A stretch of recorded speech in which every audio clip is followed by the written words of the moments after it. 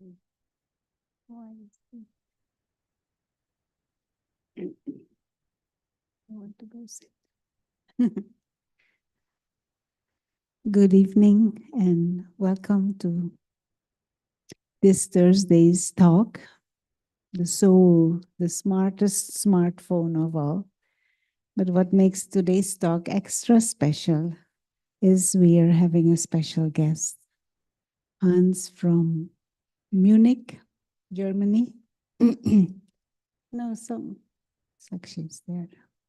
And he will share his insights in this topic, which he has studied, and he has been given these talks, I don't know how many times now, few times.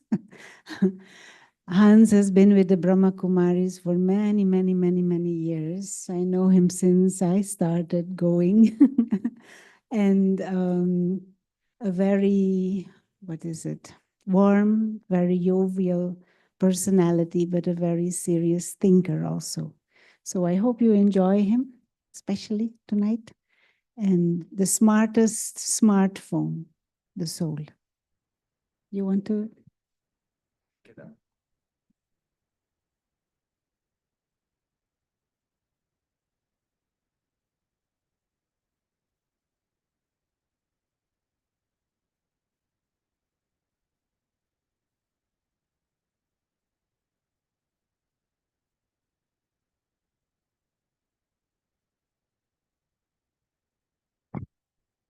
With this, okay, it's working.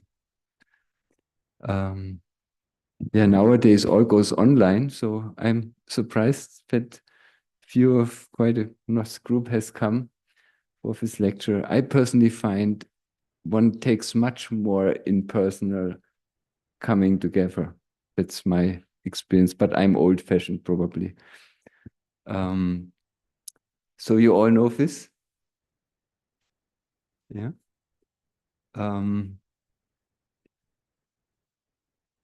I came to this topic when I was invited in my home church where I have grown up to give a kind of presentation. And I thought I need something which is very universal and acceptable.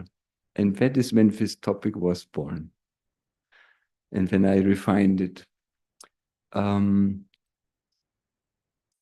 When we ask young people, can you explain how a smartphone works? Everyone will know all details, right? What processor, how it works, how the RAMs, how much gigabyte, and how it's all running, right? They know all details about these machines, all the apps and all how you manage it properly. But if you would ask them, what's going on in here exactly? Would anyone know? Would you, or would you know?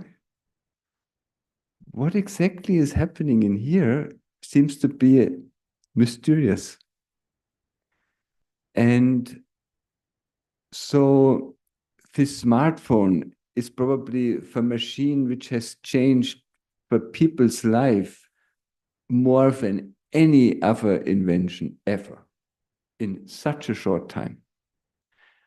And I remember it's like 30 years ago, we didn't have this, when we went to vacation, what do we take along? The film camera, the video camera, it became too heavy.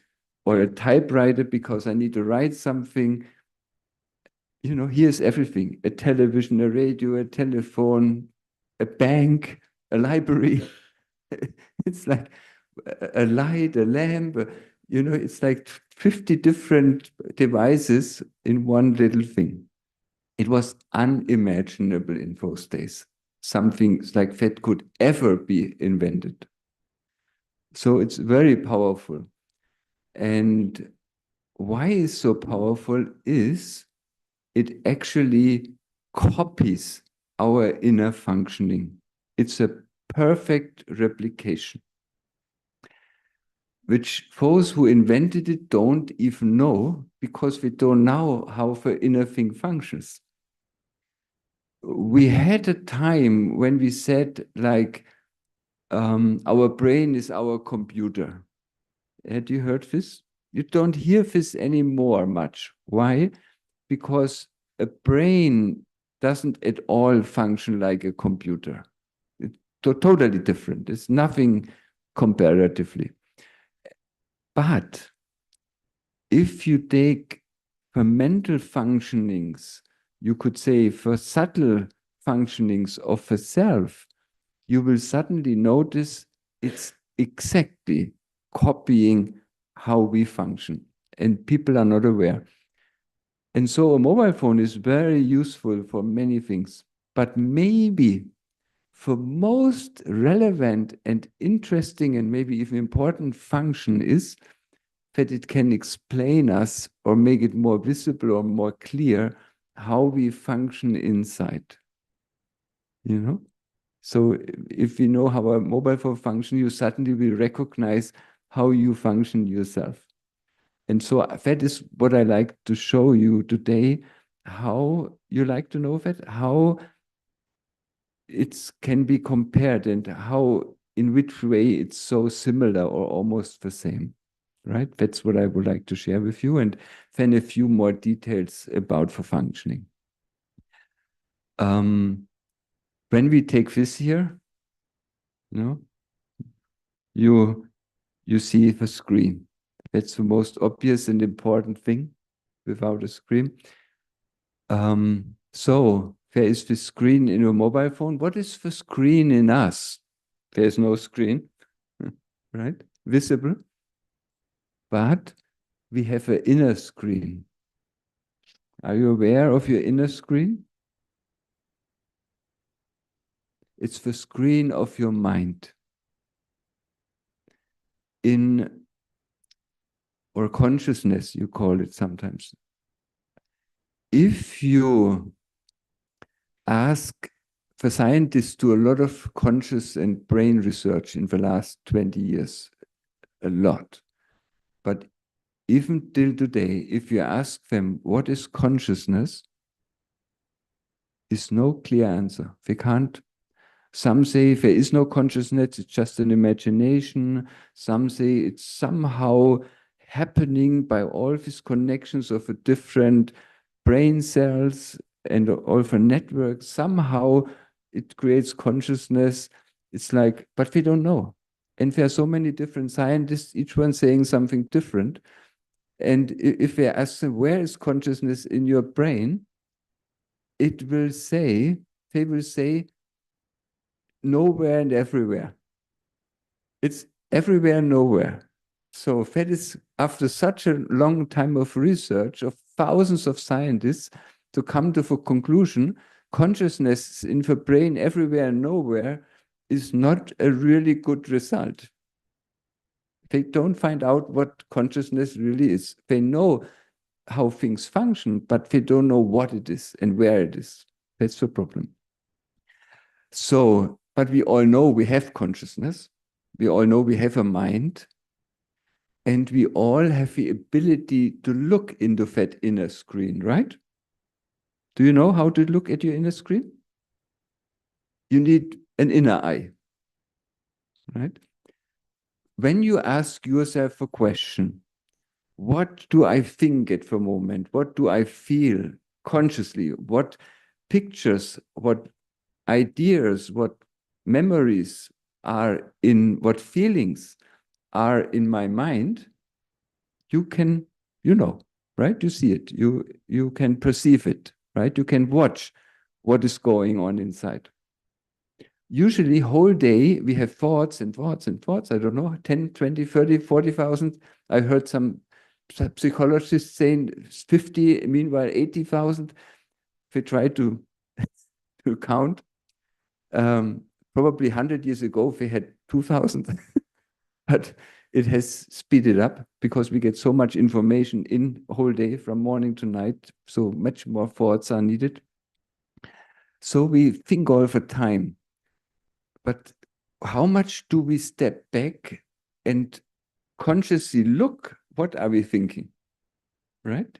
So we have that ability to step back and become an observer of our thinking, our feelings, our inner world. And that is the inner screen. That is the mind. So you see here, the screen in black is always what is in the mobile phone, and in green is what it is in our body or inner thing, right? So it's mind consciousness. So that's the first one. So in our mobile phone, we have colors, we have language, words, right? Pictures. In our mind, we have thoughts, feelings, tones, and colors, pictures, no? Same. But we have no feelings in the mobile phone, right? It has thoughts, which is for words, right? This is like thoughts, but we have no feelings. They try to sort of bring that in a little bit by the so-called emojis. So with this, they try to make the mobile phone show some little feelings. It still can be developed. But that's how they try to get this little bit into it, because it's very much similar. So our mobile phone has three sources of information. The screen one, it comes from the storage, from the gigabytes. You can upload or you can open file, right? You can secondly get through your camera or through the microphone, get some things in and put them on the screen.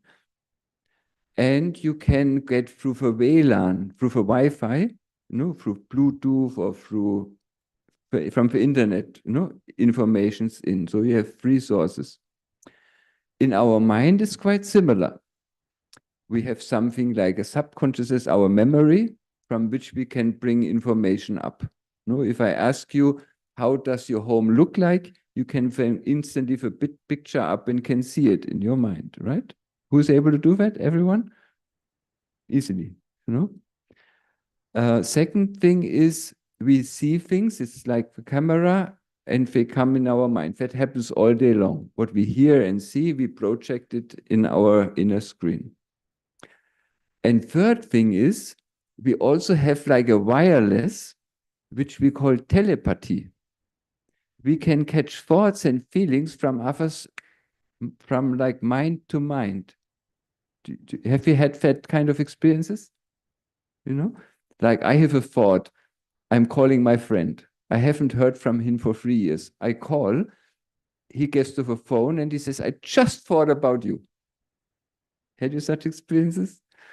Or I remember once I was reading a newspaper in one room. Hilde here is my wife. So she was in the other room. And there was a huge half-page, a colorful, beautiful pizza. So I had the thought, oh, for a long time we had no pizza. We should have a pizza. In that moment, she said from the other room to the door, Hans, what do you think? Shouldn't we have a pizza sometimes again? And I asked, how do you get this idea? How did you see it? Because she didn't see that newspaper. And she said, I just saw a picture of a pizza and that came in my mind. Then I knew I was the sender, and mainly it goes via pictures. That is easier to catch. Sometimes you can catch also thoughts. So many people have that. Or you walk through the street and suddenly you feel somebody looks at you from the back, right? You don't see him, you don't say anything, but you know somebody stares at you. You had that experience? And you turn around and you see behind is a friend who's wondering if it's you or not. He concentrates on you from the back, but you catch it, right? So that is when we get practice information directly from mind to mind. We can communicate Wi-Fi, right? Wireless, right? So we have the same options like with a mobile phone. So that is the mind, the inner screen. Then next thing is, in our mobile phones, we have something called processor. Very important. The processor, is the one which calculates all the data, which processes all the data constantly. You know, it's working. And same thing we have in here. What is our processor? You see it here? It's our intellect, you know, which is like the inner eye. When I showed you that example, watch your mind. Can you look what you think at the moment, what you feel? There is somebody who's watching it, right? With whom we watch it. And that is our intellect. It's actually the intellect, which is the inner eye, which is looking constantly at the screen, what's going on, and whatever is there to process it, right? Process means in the mobile phone, it's calculation, analyzing, you know, this kind. What is it in us? Same thing. Analyzing, comparing, evaluating, right? Discriminating and making decision, right? We all do that. That is for processing whatever comes in the mind. For example, you saw in the internet this invitation. Through your mobile phone or computer, it came through your eyes into your mind. Here it was, invitation for this lecture, right? Sometime you must have gotten it because otherwise you wouldn't sit here. How would you know? So you saw it, then the intellect looks at it and has to do something with it. So he thinks about it, should we go, should I not go? He checks some data, was I fair at this place, how was it? Is it an interesting topic, what do I know about it? Have I heard of a speaker? No, never. But the topic is maybe interesting, then you make a decision and go, and you tell your body to come here. You all did that, right? There may be 10 others who saw it and say, oh, not interested, not going. So intellect made decision not to go, then nothing happens. You know? This is how our intellect works. Our whole life only takes place in our mind, nowhere else. Now I'm sitting, I think I be now in this room and you are out there and I see you out there. No. The eyes are like lenses. I just take a picture in. That picture is digitalized or processed and put in a different form on the screen on my mind. So what I see is a copy, is a picture from you. I don't see you.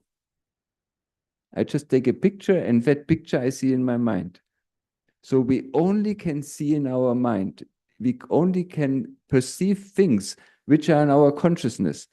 There are a million things happening outside in that city in this moment. As long as they are not coming in my mind, they are not in my life. They're happening, but it's only what comes in my mind is in my life. So the whole life takes only place on this inner screen. That's all. It's very interesting to realize that, because then you can work in your mind and change things as you like. It's actually independent of the outside, but we don't realize that usually. Okay, but now back to this topic. So you saw that's the processor. The third very important part of a mobile phone is the storage, right? The gigabytes. Gradually, it's getting terabytes, getting bigger and bigger. In the gigabytes or in the storage, there are two things stored: programs and data for files. You know, we have a lot of files and pictures, which is also files, and you make tape a video that is also file, or like a word, it's a file, no? It's all data. Same in our mind. In our storage, inner storage, we call subconsciousness. In our subconsciousness, there are again two things: programs. Like the whole collection of our programs, you could call it personality or character. And it's all included, like habits and belief systems and religion and tradition and culture and, you know, all kinds of patterns we have, right? And also, but values. And then we have data, which is all our memories. Whatever we have seen in our life, whatever was stored there, it's stored there, right? That's data. So we have different files. For example, what I have seen with my grandmother. And so we have different files, you know, when we think about grandmother, then all kinds of things with our grandmother comes in mind, right? When we think of our school, we see our friends and our teachers. It's all stored in a certain file, right? Do you have that experience? Sometimes I meet someone like a strange situation. That person comes to me and says, "Hans, so nice to see you again." And I know that person, but who is it, you know? Do you have such an experience? When you get older, you will get it, right? And when I'm thinking, and I act like I know that person and hope that person doesn't realize, but it would feel disrespectful if I wouldn't recognize, you know, that situation. And it just doesn't come to me who that is. The name doesn't come in my mind, or when I met this person, but I know that person, but I don't just. And then she says, "Oh, nice to meet you." And we go, and lucky enough, he didn't realize I didn't even know who it was, right? 2 days later, I am sitting in the car driving. Suddenly, the thought comes, "No, this was John." And then I say, "Now I don't need it anymore." What happened here? The processor, the intellect, gets the picture from outside through the eyes in the mind of this person, being in front of him, knowing him. So he asks in the subconscious, no, who is that person? Subconsciousness at that moment is not well sorted, not well organized. It's somewhere. Subconsciousness or the intellect sees that and he asks subconsciousness, you know, who is that person? And subconsciousness says, I don't find it at the moment, right? Subconsciousness is totally cooperative with the intellect. It wants to always give whatever it's asked for. But if subconsciousness has too much flood of information in it, it's not properly, you know, like a library. When you bring the books back, they should be in the shelf. You find it in a second because it has a number and you find it, right? But if you put it into boxes somewhere, because so many come back that you don't have time to put it properly into the shelf, you can see in the register it's there, but you don't know exactly where it is, right? So it takes a few hours to go through all the boxes. Where is this book? Finally, you find it, right? Same, our subconsciousness, it got this task to find out who this person is, right? So it is searching. All the time, when it has little time, it goes through all his files to find that. After 2 days, finally, he found it. Very happily, sends it up to the screen saying, I found it, this was John, right? Intellect sees it and says, now I don't need it anymore. Yeah? Who had such experiences? We all have, right? But it's good to understand what's going on in here. Who is saying what to whom, right? It's so nice to understand, no? Because then you can start interfering, right? If you know who is talking to whom and where does the information come from and understand all of this. It's very useful, no? So that's our subconsciousness. Then we have something called RAM. It's like a second storage, but a very different one, usually much smaller than the normal storage. And the RAM is actually like the workshop, the place where the intellect does his calculation, his work. He needs a place to do it, right? And that's where all the calculations take place. So when there is a problem or needs some programs, they are loaded into the RAMs because it's not such a big storage, so that you can use it for processing things. And when you finish the task, that is taken out and next thing comes in, right? What is that in our bodily system? The RAMs is our brain.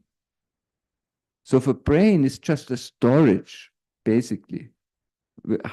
Like a lot of cells with millions of connections to other cells, so a network, but it's for storage. And different functions, like also for emotions, for not just thoughts and pictures, different things. So we have different areas, which is more for emotional one, more for logical one for the thoughts, and so on. No? And so the intellect uses the brain to process the place where it processes. That's why we see all these brain activities nowadays with EEG, with this kind of, we can measure where's a lot of activity going on accordingly on in which part the intellect works. But that's our brain, which is physical. There's a little difference other than in the mobile phone, where they can't make it would be very expensive to make the RAMs very big. But the brain has a lot of capacity, Actually, they are now only getting to know around how big the storage place in the brain is. Recent research says its estimation about 10 to 50 terabyte.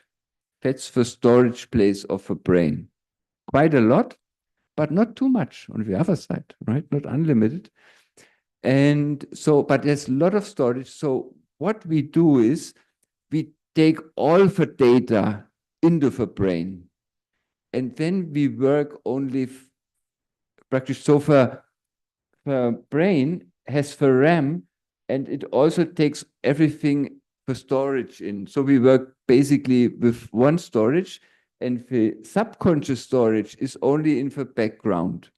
It's usually not active. We don't go to it to take data from that. We take them directly from the brain.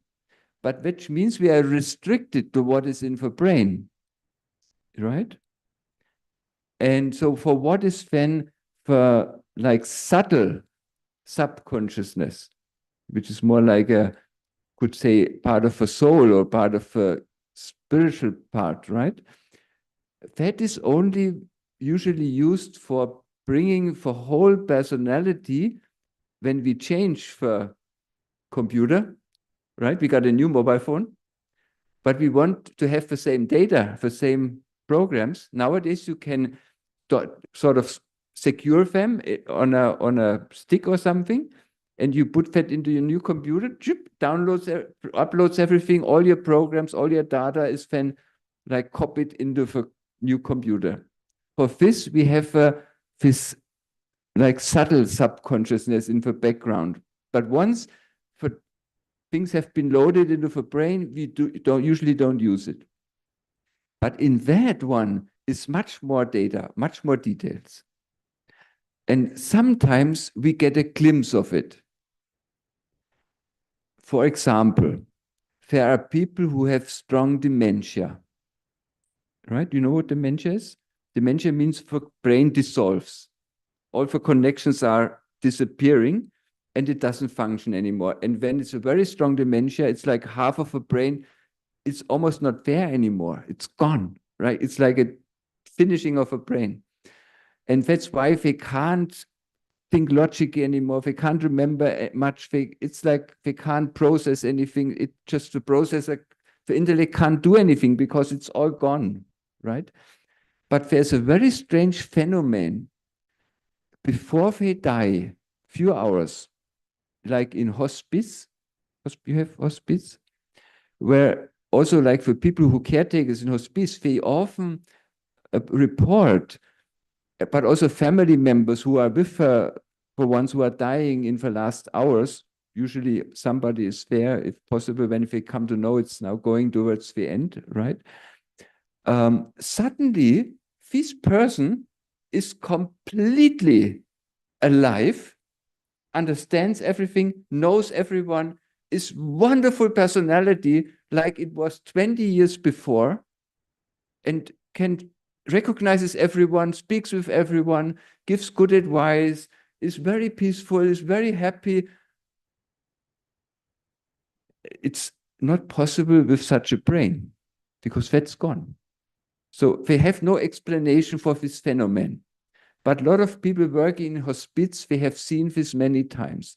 And there is no physical explanation because, so what happened, understanding this, we can see they switched already from the brain to the subconsciousness. And there, the perfect personality and all memories are perfectly stored. And that's why they are suddenly fully there again. But that means they're actually leaving the body. It's like the first step of leaving the body.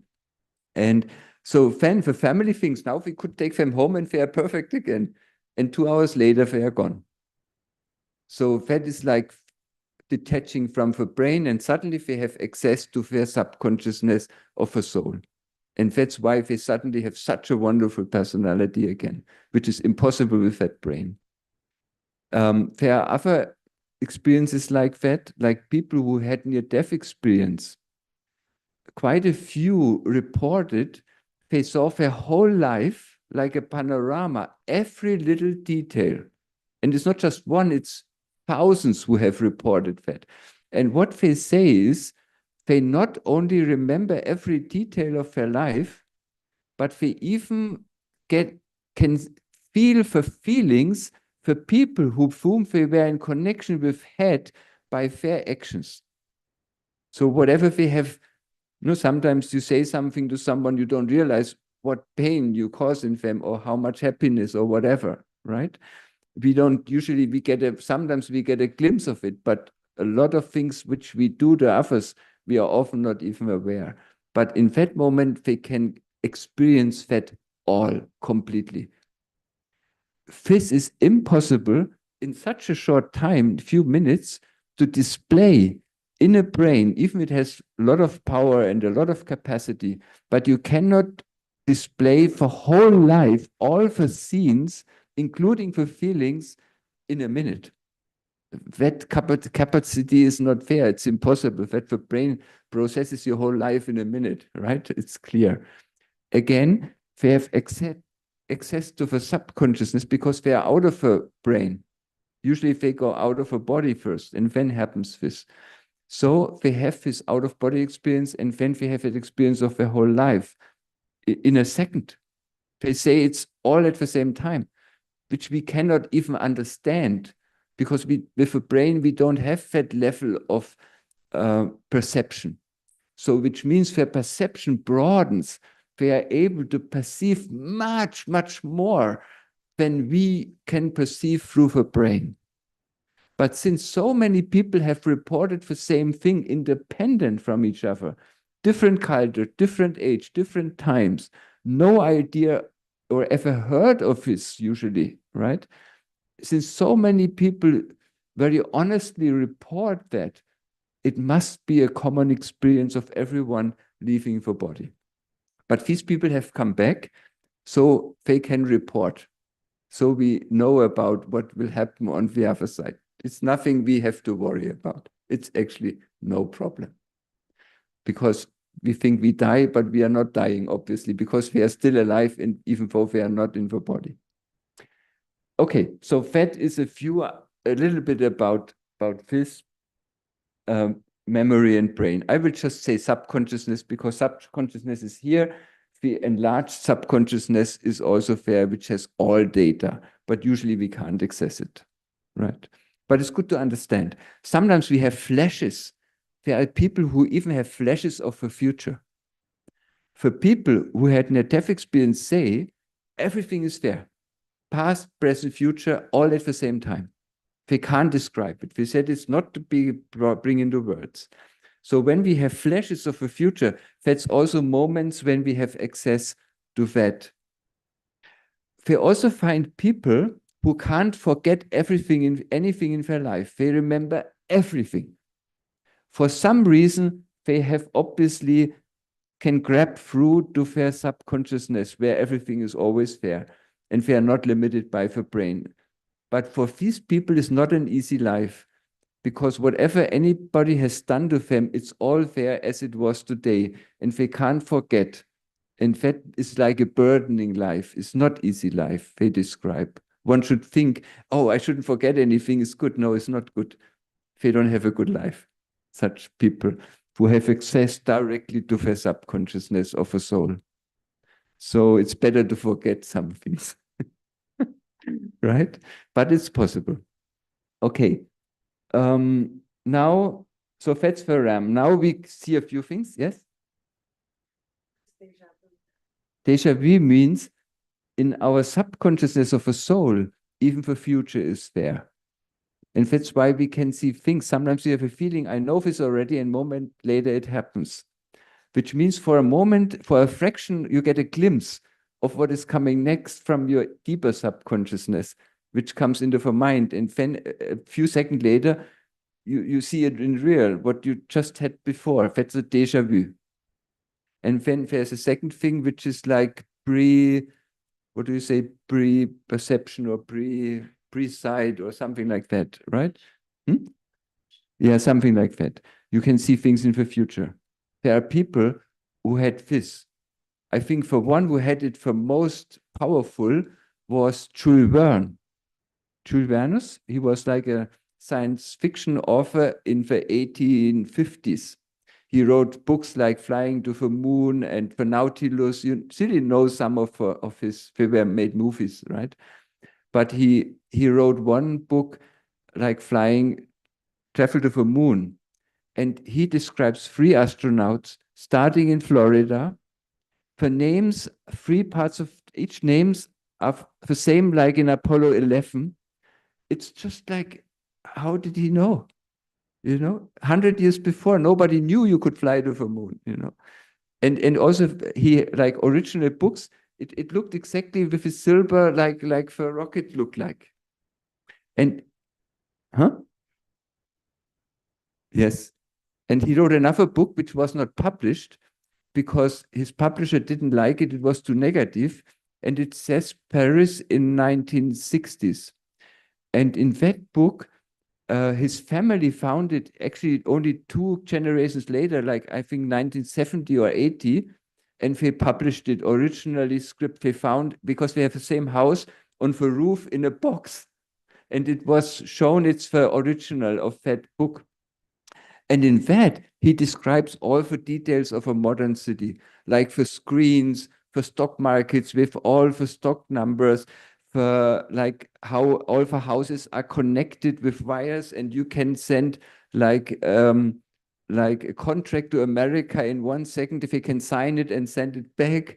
All such details for elevators, or for automatic doors, for cars, like he said, for like they only knew at that time trains. So for motorists, he calls, sitting there and with high speed going through the streets, and all details of a modern cities are described there. In 1850, nobody could even think of something like that. It was totally of a different sort. So when you have time, you can get this, right? And you will be wonderstruck. It's impossible.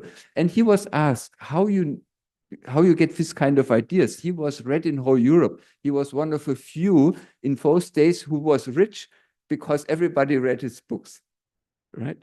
And he said, oh, it's not difficult. I don't have to think much. I just see it like for pictures and I write it down. So he obviously had remembrance of the future. So that must be in here. Somehow he had access to some of these things. And that's why he could write all these books. No, it was not difficult for him. So you see how things work. So now let's go back to this. The camera is clear. Our eye is a lens, right? Same. Then for microphone, ear, very similar. Function exactly the same. Then our skin touching. Now we have even a touch screen. We touch and things happen, and for mobile phone feels it, right? So the skin is the touch screen. Then we have the speaker, of course, the mouth, right?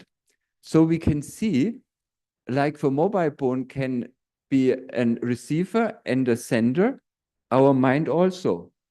We can receive things through the ears, through the eyes. We can send things, we can speak.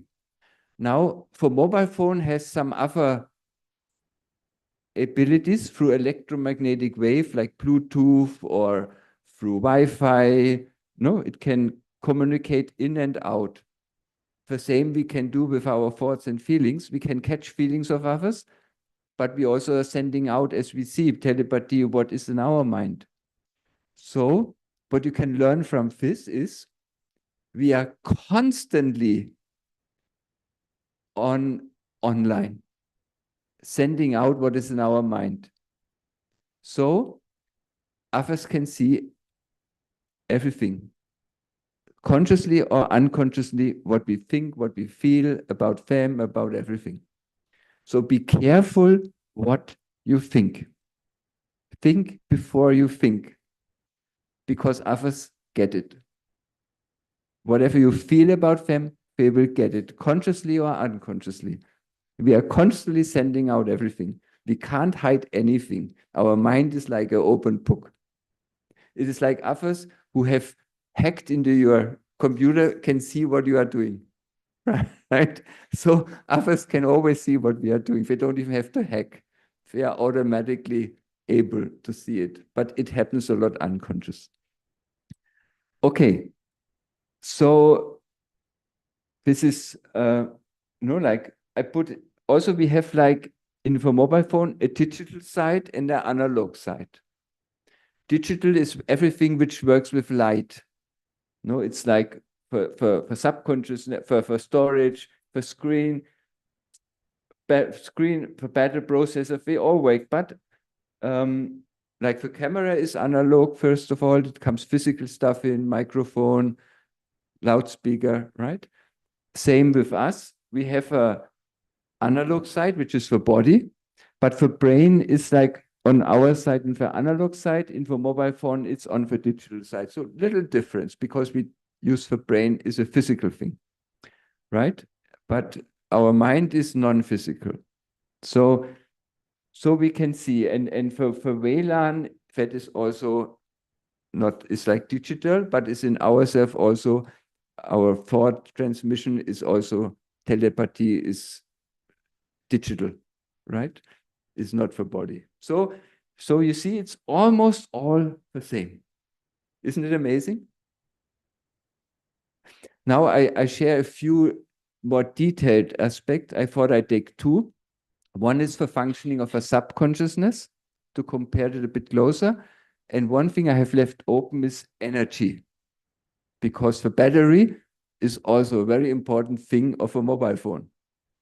No, for sockets now, when somebody comes in a room, where is the socket? Because everybody needs constant energy, right? This has before, you never looked anywhere for a socket, but since these things exist, this is the most important place in a house, to find that place where you can get some energy for your mobile phone, right? So sockets never thought they would become so important and famous. Anyway, we have to use a little bit humor also, right?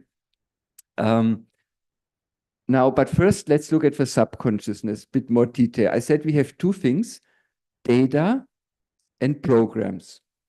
Let's look a bit clearer what kind of programs. In a mobile phone, we have three levels of programs.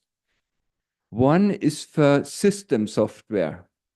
There are a lot of programs in a mobile phone which you don't see. They are not appearing on the screen, but they make the whole system run. Thousands of programs that everything runs smooth, like a support system in the background, right? That's for system software. Then we have the original apps installed, pre-installed apps, basic apps, right? Like a browser, a writing program, a camera program, all the main functions, we have programs there. And then there's a third level, we can acquire programs, we can download programs, apps, no? Right? The others are also apps, but we can also acquire apps. No, like have a specific browser or a specific writing program or very special painting program or all kinds of things, right? So we have useful programs, very helpful programs. It can be entertaining programs. It can also be rubbish programs, useless programs, right? And even bad programs. damaging programs, right? Virus, Trojans, I don't know what kind of things all exist, right? There are thousands of rubbish, worms, or what, I don't know what all exists, right? And so some are just nerving because they just pop up programs. They just come when you don't need them, right? They somehow have been installed. It's not dangerous, but they appear. It's like sometimes we are somewhere and just some thoughts appear which we don't want, but they just come up, pop up thoughts. Same thing, right? And so, and same is with us inside. We have a software, system software. Do you know what that is? Which we never see in our mind, which we don't know. This is all for programs of running the system, which means the body, right? There are millions of programs in the background, which we don't see, to keep up the body functional, because how should it function, right? We have an immune system, a nervous system, temperature, digestion, blood system, lymphatic system, 1,000 systems running, and constantly have to balance with each other and constantly repaired and constantly, it's such a big task in the background. Or you hurt yourself. Maybe you scratch yourself. You were somewhere in the park and there was like a sticky thing and you didn't even notice, but you stick yourself and it's bleeding, but you don't see it, right? And 2 days later, you find a grind there. Oh, when does this happen? I didn't even notice. But imagine what happened in between. It was blooding. Somebody, first of all, they discovered here's a damage. Who did that? Then instantly send some stuff there to close to not stop for blooding, because otherwise you lose too much blood. Then it starts sending like cells there who protect, because a lot of bacteria come in, so to not get poisoned, right? Then somebody has to coordinate a repair.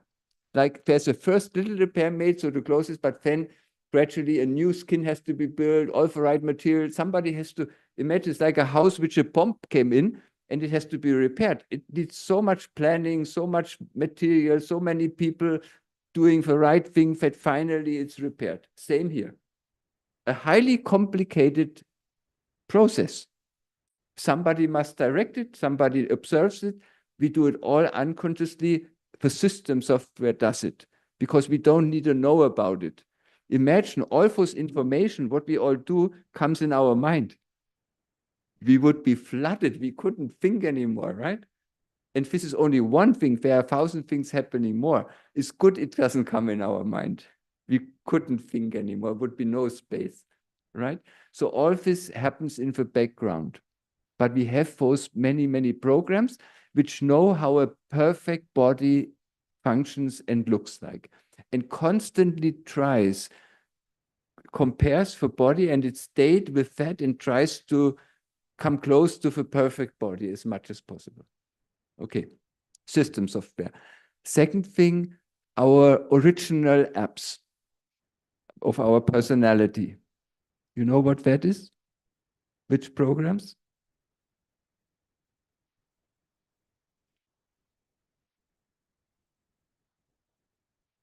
It's things like love, peace, happiness, all our virtues, respect, tolerance, generosity, patience, humility, all our arts, the art to be entertaining, the art to learn, the art to teach, all of those things. It's all there. We all know them, we all like them. They are our nature because they are our installed, always existing apps. And then we can acquire apps, download apps from the outside, which we call habits, weaknesses, vices. Some can be very useful. For example, to train yourself by repetition to brush your teeth in the evening, which I never liked, but now I do it automatically. It's okay, right? Or things like that, which are quite useful, right? But others are not so useful. For example, there are people who can't keep anything secret for themselves. Even personal things which they shouldn't tell, they tell everyone. You know such people? This is like a spy program, no? Like a Trojan. It just comes out. We can't stop it, right? So we have that kind of program, right? Or others, there are programs which control your whole mobile phone. They can control your computer from outside. This is like if somebody has like the personality to be subservient to someone and does whatever that other person says and has no own will. He has like a controlling program for outsiders, right? Or somebody has a damaging program which really takes a lot of energy and which causes even damage in the programs. If this is a program like anger, if somebody has a program very angry, it costs so much energy, it's so damaging, right? You can't think properly anymore. The intellect is sort of shut down, right? When you are in anger, you can't function properly. This is like a really damaging virus. You have such programs inside also? No, you don't have, right? Not known, right? Only good programs, okay? So you see, with that, one could do an analyzing of your own programs and see which ones are good, which one I should delete, which one I should use more often. No, like one could play with that, understanding this kind of things, you know. You understood how similar it is, even to these details, even to the programs are the same, right? Now, last thing, a bit about the battery and energy, because this is very important for us, right? Without energy, nothing functions. For mobile phone, how it gets energy? Socket, the energy goes in, right? Usually, it's sleeping mode at that time. So for mobile phone has 3 modes. For sleeping mode, like then an energy saving mode and an active mode, right? We have similar modes again. We have an active mode when we are thinking and active in the world. We have like a saving mode is when we are tired and want to just relax and do nothing. Do you know that? When there's little energy, for mobile phone goes in saving mode, like 5% energy, then it cuts down a lot of programs and the screen doesn't get so much nice light anymore, right? All of these things happen. Same thing happened with us. If the energy has gone down, then we sort of don't want to do anything. If somebody asks you, oh, let's do a calculation about physics, not today. I can't think anymore. You have that, right? That is our saving mode. And then we have also sleeping mode, right? So we same again like for mobile phone, exactly, right? So we go into the socket and get our energy. Where does this energy come from? From the socket, that's it. But how does it come into the socket? Transformer, but how does it come into the transformer? Where does it come from? It's electricity, but where does it come from? From the moon? No, it comes from the power plant. Yes, and we have different kind of sources. We have water power plant, we have solar power nowadays, we have coal power, we have oil, we have gas, and we have wind power, and we have nuclear power. So these are our sources, and biomasses. I'm from that field, I know very well. If you look at it closely, interestingly, all those sources are actually, the energy comes only from one source. Are you aware of that? Solar energy is clear, comes from the sun. Oil, what is oil? Oil is like very strongly pressed or coal or gas in the earth. It's originally plants. It's plants, right? And so the energy in the plants comes through photosynthesis from the sun. So it's only stored energy from the past which the sun brought down. Then wind energy. So the wind is there. Where does the wind come from? Because the sun heats the atmosphere and other places are not so hot, different levels. That's when, because it wants to balance, that's when all the winds come up, because warm air goes up and cold goes down, and that's how all the winds come. It comes through the energy of the sun heating up the atmosphere. Then we have water power. Water power means water flows down the mountain. But how does the water come on the mountain? The sun takes it out with its power from the ocean, brings it into the clouds, rains on the mountain. The flowing down is the stored energy, which the sun taking it up. It's kinetic energy. And biomasses is again plants coming from the sun for energy, and nuclear even. The uranium can only be produced in the sun. It needs the sun to create uranium. So the energy stored in uranium comes from the sun. So we have one source for our electricity, for our mobile phone, which is the sun. Now, what is the source of energy for us in here? Here we have a little difference, right? We have two kinds of energies. The body needs physical energy. How do we get this? The whole day we are busy with eating, right? We take so much time to cook, to shop, to buy, to clean. It probably half of our day is only to provide this body with food, with energy, right? And other things he needs for building material also, right? So fat is stored in three places in the body. First of all, in the muscles. So if you have to react quickly, you need energy. Any movement needs energy. So if there's little energy in all the muscles, so that you instantly can act. Secondly, if there's energy in the blood, if somewhere energy is used up, that it quickly can be provided so that you can move on, like holding on to something, because otherwise energy would be gone quickly. And thirdly, there's a long-term storage in our fat, in here and wherever, you know, like some people have a lot of stored energy, too much. No, we don't need.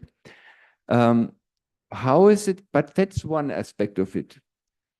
But we all have good food nowadays. We eat all day good food. We have not a lack of energy in the body. There's so much sugar in the blood and everything, enough. But there are people who have the best quality food. They eat properly, so no lack of energy. But what is the feeling?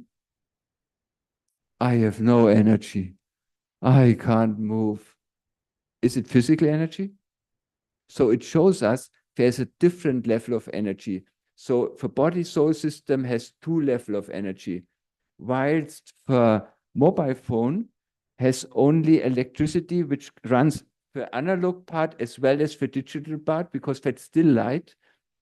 In our case, we need subtle energy, which is non-physical. And that's why we have two kinds of energy. One is the mental, the spiritual energy, and that is the one which is more interesting, because that provides for the intellect, for our storage, for processing, for our screen of a mind. That needs a different kind of energy. Where do we get this from? Where is the source? How do we get it? Or do you feel you always have enough energy up here? Never enough, right? How do we get this energy?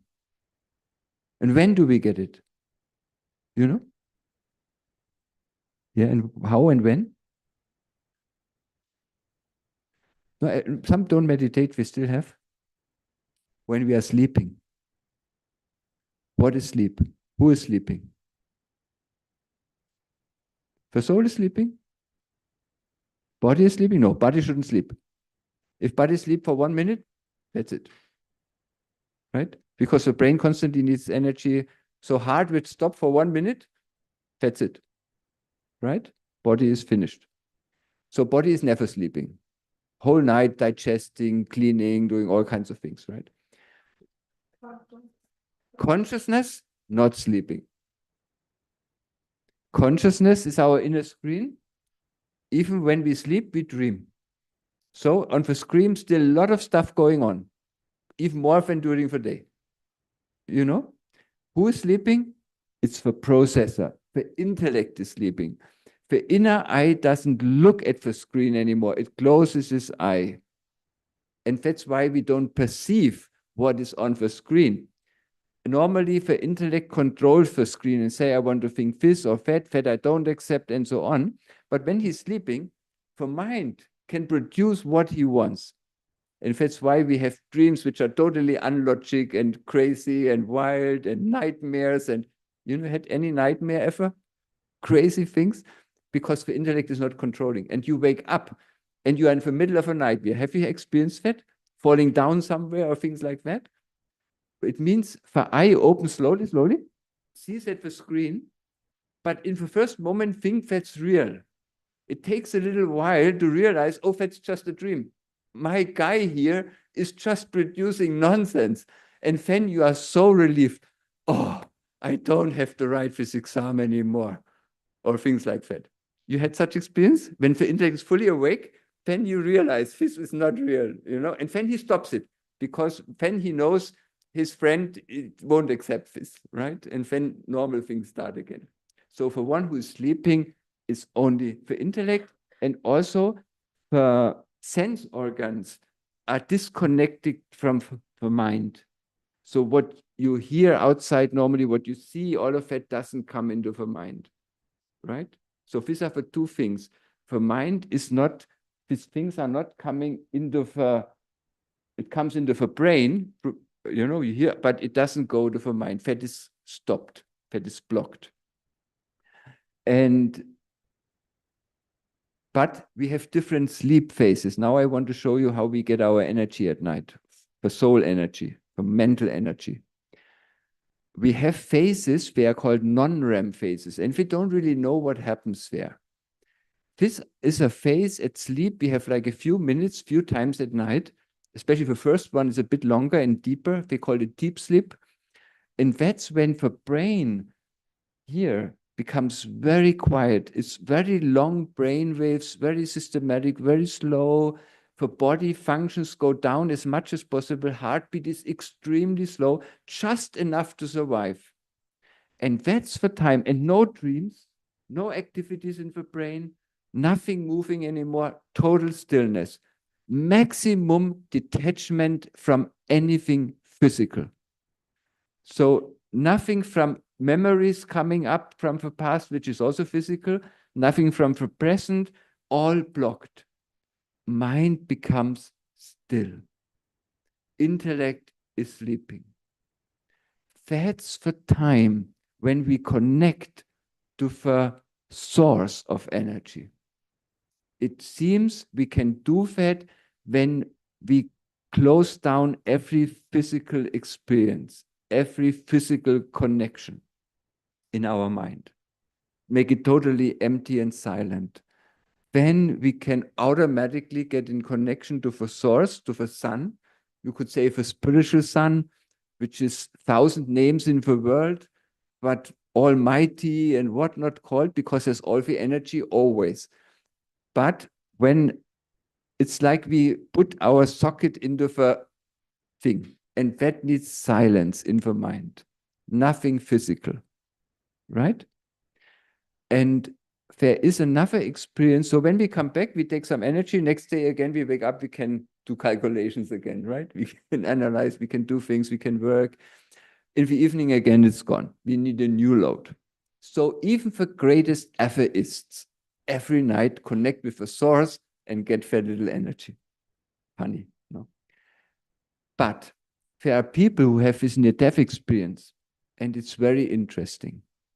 They also said some came to, they were like first bodiless, out of a body experience. Then they came to kind of a subtle area where they see like dreamy world. They meet family members from the past and all kinds of nice gardens, beautiful sounds, and like paradise kind of scenes. And some go even further, quite a few. There is no more physical form. There's just light. And they connect to that light, and that light is very personal and knows them and speaks to them. And that's when they are shown their whole life through that light. And then they analyze it and they speak about it. But that light is totally accepting and loving, and they don't want to go away. They said that was the highlight. And when they come back, they are so, sad. They couldn't stay there, right? But those who have come back, they change their life completely. And some even say, if they had a feeling, they get so much power by that meeting. And they change their habits, they get all divorced, because they don't fit to their partners anymore. I think 90% get divorced because their interests are so different. They are more social, they are more spiritual, they are more interested in nature, in environment, in all kinds of things. And their partners run after material, which they did before too, and want a bigger car and a bigger house and more money on their account. They are not interested in these things anymore at all. They change their whole personality. Now, when we see how much can we want to change a habit, for example, have you ever tried? Did it work? Very difficult, right? It takes power, and we don't have enough power. And these people come and they change a lot of habits in no time and never return back to them. Means they must have got a lot of mental energy, a lot. And why? Because if their intellect was awake, they can remember all of it. They met this person being aware. And it seems the intellect can absorb a lot more energy than only the mind. And that's why we call connection to God yoga, means connection yoga of the intellect. That's what it is called here, because there we can absorb maximum energy. And when you watch this school here, those who know a little bit, what is the main lesson from the very beginning? You are a soul and not the body. And the soul is unlimited small, which means non-physical. And then we practice going to this soul conscious, non-physical state, which is like an unlimited point, has nothing physical anymore. When you come to that consciousness with an open, aware intellect, you bring yourself into a position where these people are only when they are out of a body. So it means we have a third way. Like in sleep, we only catch little energy because intellect is asleep. Only mind takes little energy in. But when we are in meditation awake and go to the state of soul consciousness, of bodilessness, of non-thinking, in the end, of just being connected to the source, we can draw in the end, when we are really coming to that ability and have learned that properly, we can pull much more energy than we normally would have accepted available. And then we more easily can change our personality and clean out things we don't like, and so on and so on. And this is basically what is done here. And I haven't seen it anywhere. I have seen many, many kind of meditation. Meditation means energy management. And like in physical energy, we have two options. First of all, energy saving, right? Use less energy, have more efficient machines and so on. Or energy gaining, build new solar power plants, build new other power plants. We need to do both, right, nowadays. Same is mental. Most of our meditations are energy saving. Like all these, when attention, what is it called? Mindfulness, right? You have heard of this? Which means the intellect goes into a passive state. You're just watching. You are not processing anymore. And by this, you save a lot of energy, and you do this for half an hour, you feel much more strong and much more healthy. It has a good effect on the body, on everything. That is a lot of research on that. And also, like, you do a mantra all the time, which means the mind is full of a mantra. The intellect has nothing to do with it. So intellect is sleeping, save energy. Or you just watch a candle, right? You become quiet. Intellect has nothing to do. Just watch a candle, So you save energy. Or you pray an Ave Maria, or you pray a rosary, always the same thing again. Nothing to think much. Intellect becomes quiet, energy saving. So all these different methods are energy saving. I have seen only one, which is energy pulling, which is like energy production. And that is what I have seen here. Going into the silence, connecting to the source, getting bodiless, and then pull extra energy, which is much more, gives you much more abilities to handle things and to be much more able to change yourself, right? And then there's another option of meditation, which is our personality to bring things out which are not so good and enhance our original programs, which is this meditation when we speak about love and peace and go into this kind of imagine or visualize things like creative meditations.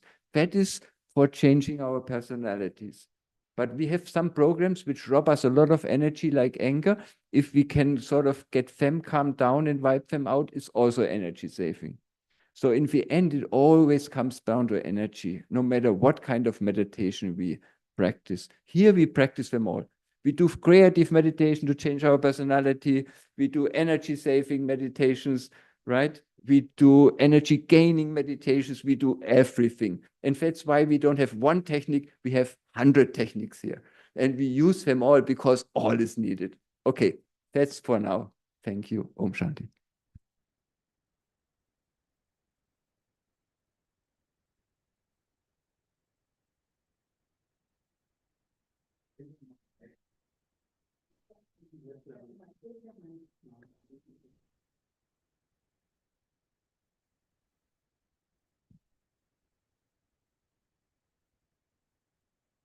A neighbor was telling me about his friend. He had dementia. And he couldn't remember much. But when he was walking, he said he used to go for these long walks. Then his mind was clear. I don't know if you had any experience just by walking. It could be that in that state, it helped him to still access old memories. I don't think he was in his subconscious mind of a soul, but maybe he was like less stressed or things like that and gave still little access to some memories. And so he was still able to function better, probably. Only while he's walking. Because yes, it was like a meditation and calming him down, and maybe then he still had some access, I would think. Mm-hmm.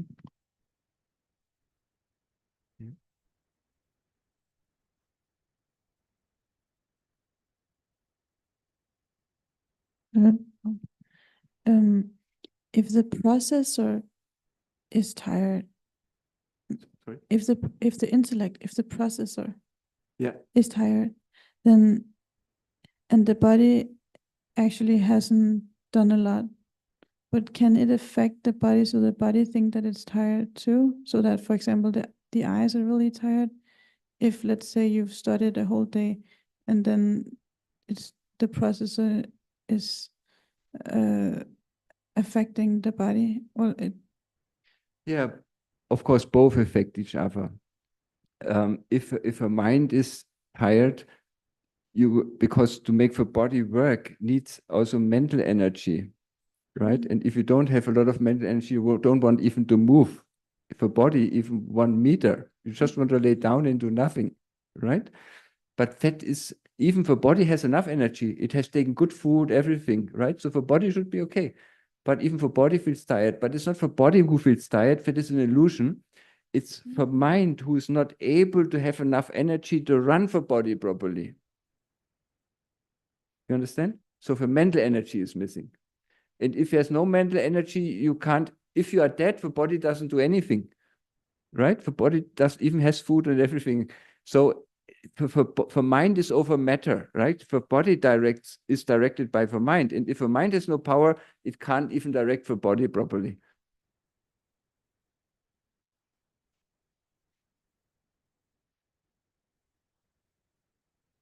It's okay.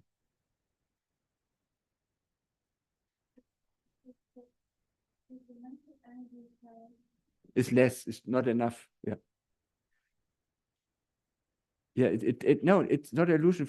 Then it can't run the body properly anymore, because to run the body costs a lot of mental energy. And if there's little mental energy, then it doesn't even want to use it for body.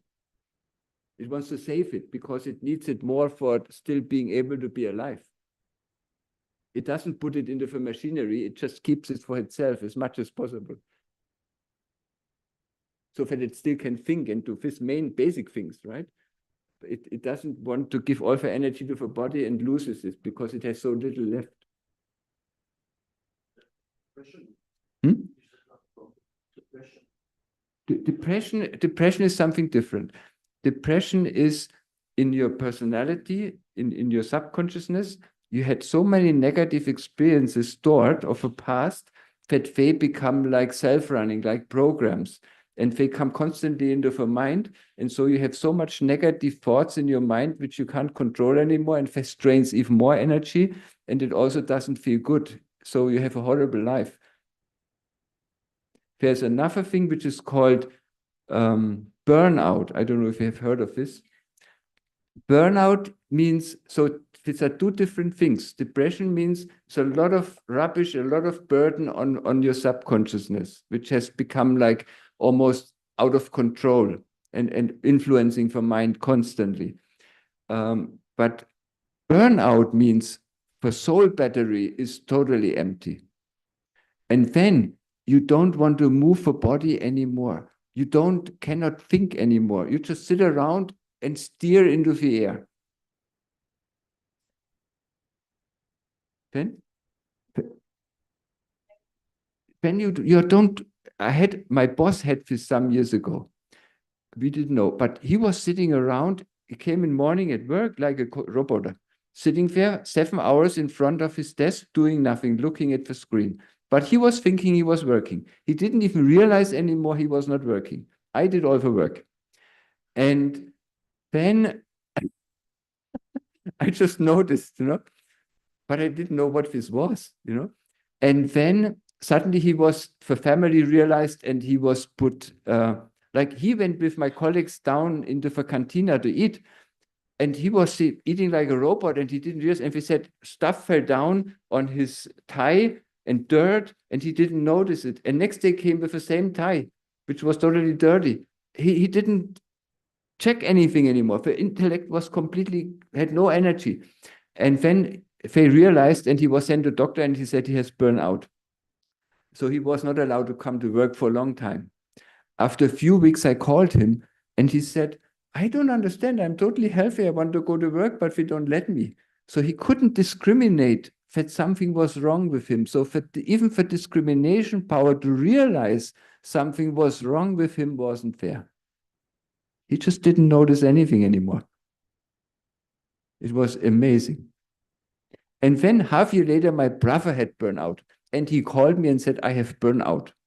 So I had a first experience with my boss of burnout. So I was thinking, how does my brother know? Because my boss didn't even realize he had burnout. So I asked him, how you know you have burnout? My brother said, I realized it when his daughter, they have only one daughter, my brother, and the daughter was for a half year in Australia and somewhere in Asia for some like school teaching, like a preparation, like job, kind of thing. And she's a teacher, and she was so homesick, and they missed her so much. They have very good relationship. And then he said, finally she came home. So he picked her up in Frankfurt Airport, which is 300 kilometers away. And he said, when she came out and he saw her, he didn't feel any joy. He felt nothing. And then he said, I realized something is wrong with me, because at least the intellect could realize I should be happy now seeing her after half year missing her. And now I have no joy. There is something wrong with me. And then he went to the doctor, and then they said, yeah, you're in burnout. When you have burnout, you have so little energy that you can't even experience joy anymore. Joy is like a light that needs energy, spiritual energy. It's like on the screen. It's like all gray. It doesn't give enough energy to become really for bright colors. And the bright colors are like our good feelings. And if you have so little energy in your subconscious mind, then you can't even experience joy or happiness or love or anything. It's all just not available anymore because you have not enough energy to produce those kind of feelings, because that takes mental energy. And so you are totally blank. You are just like a robot. Screen burnout after looking at Yeah. your face over and can't process anything. Yeah, because intellect. Yeah. Okay, so that is burnout and depression, two different things. Stress? It can come through stress. If you have constantly stress, stress robs a lot of energy, it drains a lot of energy, and it can bring you to a point of that more energy is pulled out than at night is coming in. So the battery goes down and down and down, and when it's very low, the mental battery, then you can't do much anymore.